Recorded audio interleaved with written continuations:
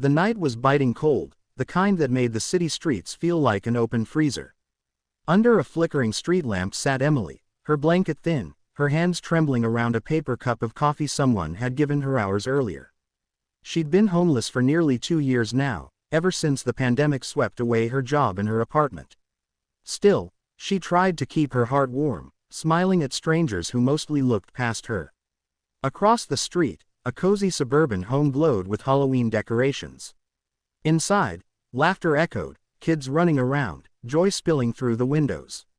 Emily watched quietly, a small ache in her chest.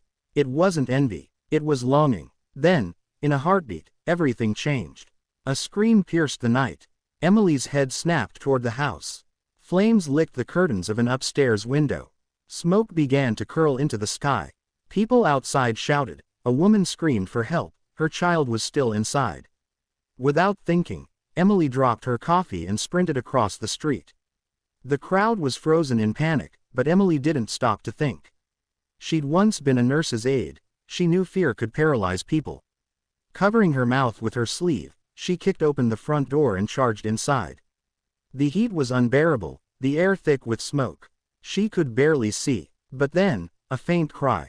A child. Emily followed the sound up the stairs, each step groaning under the growing fire. She found the boy, maybe 6 years old, coughing, hiding behind a bed.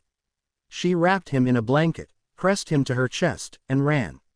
By the time she stumbled out, flames burst through the roof.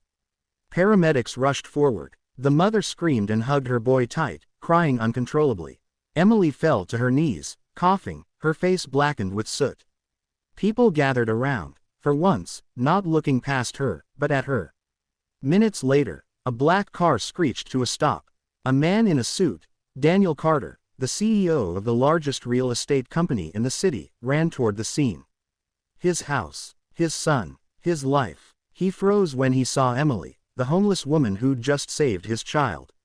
For a moment, their eyes met, her worn-out, weary gaze and his terrified, grateful one. He dropped to his knees beside her, speechless.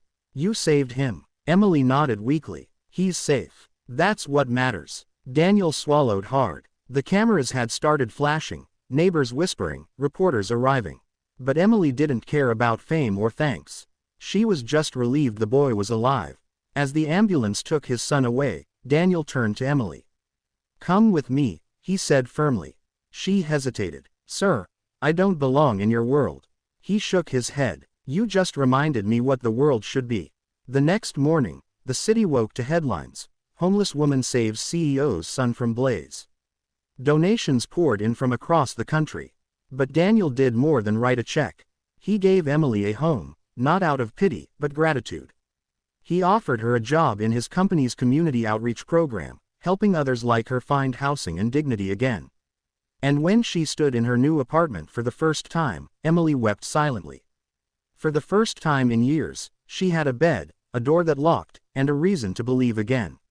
Weeks later, Daniel hosted a company event to announce a new initiative, the Emily Project, affordable housing built by his company, named after the woman who taught him that humanity matters more than profit. Standing beside him, Emily spoke softly to the crowd. "You don't need money to change a life, just courage and kindness. I was invisible once, but that night, I realized even someone forgotten can make a difference." The audience stood in silence, then applause broke out, the kind that shakes walls and hearts alike.